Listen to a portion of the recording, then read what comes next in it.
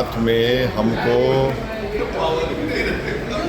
655 page की final report दी गई है और ये ह्यूमनली इम्पॉसिबल है कि कोई इंसान 655 पेजेस रिपोर्ट पढ़ के 10 घंटे के अंदर या 8 घंटे रिपोर्ट दें, पर फिर भी हमने कोशिश की।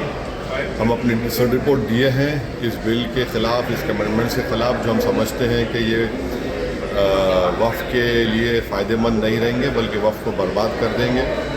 और ये ख़ास तौर से मुसलमानों को उनकी इबादत से महरूम करने के लिए ये आर्टिकल 26 का एक ग्रेव वायलेशन है। उसमें वफ़ बाय यूज़र को निकाल देना और फिर लिमिटेशन एक्ट को अप्लाई करना, इवैक्यू की प्रोविज़न को हटा देना, ओवरराइडिंग लॉ को हटा देना, कलेक्टर को ये इख्तियार देना कि वो गवर्नमेंट प्रॉपर्टी का तय करे, ये सब वफ़ के मुफाद में नहीं है, वफ़ के फेवर में नहीं है। इससे हम शुरू से मैं कह रहा हूँ कि ये मुसलमानों के ख़िलाफ़ बीजेपी ने अपनी आइडियोलॉजी की बुनियाद पर इस तरह का बिल लाया है और इससे वक्फ बोर्ड को नुकसान पहुंचाने के लिए, मुसलमानों की मस्जिदों को छीनने के लिए, और फ्यूचर में ऐसे बहुत से इश्यूज़ खड़े हो जाएंगे इस देश के सामने जो ज़रूरत नहीं है इस देश को।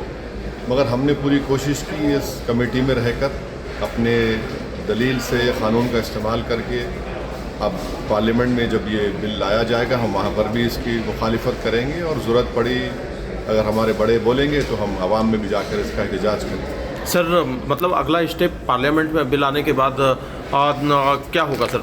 अगले स्टेप पार्लियामेंट में जब ये बिल आया जाएगा तो उस वक्त पार्लियामेंट में डिबेट होगी। हम तो शुरू से इस अमेंडमेंट्स के ख़िलाफ़ हैं, हम डिसेंट रिपोर्ट भी दे रहे हैं। पार्लियामेंट में भी हम फिर से अपनी आवाज़ को उठाएंगे ताकि देश की जनता को मालूम हो सके कि किस तरीके से एक ही समुदाय को टारगेट किया जा रहा है। अगर Hindu endowment boards, Sikh gurdwara boards, Christians के वेरियस डिनोमिनेशन के बोर्ड्स में उन्हीं के मज़हब के लोग मेंबर रह सकते हैं, तो कैसे आप एक मुस्लिम वक्फ बोर्ड में नॉन मुस्लिम मेंबर बनाएंगे? जो उनको पावर्स हैं बाय यूसेज के, वो कैसे आप वक्फ बोर्ड को नहीं देंगे? तो ऑन पैरिटी के ऊपर हम बात कर रहे हैं, तो ये सब देश के सामने रखेंगे। वैसे साहब, दिल्ली चुनाव में आपके कैंडिडेट को सुप्रीम कोर्ट ने कुछ शर्तों के साथ 3 तारीख तक कैंपेन करने के लिए जमानत दे दी है, क्या कहना है सर? सुप्रीम कोर्ट ने उनको इजाज़त दी है ताहिर हुसैन साहब को, वो अपनी इलेक्शन कैंपेन करेंगे मुस्तफ़ाबाद में, और हमको यकीन है कि मुस्तफ़ाबाद की जनता के वो लोकल कैंडिडेट वही हैं और उनको पूरा साथ मिलेगा और मुस्तफ़ाबाद को डेवलप करेंगे। और जिन्होंने वहाँ की जनता को तकलीफ़ दी, पीने का पानी का कोई इंतज़ाम नहीं है, कचरा भरा हुआ है, ड्रेन्स उबल रही हैं,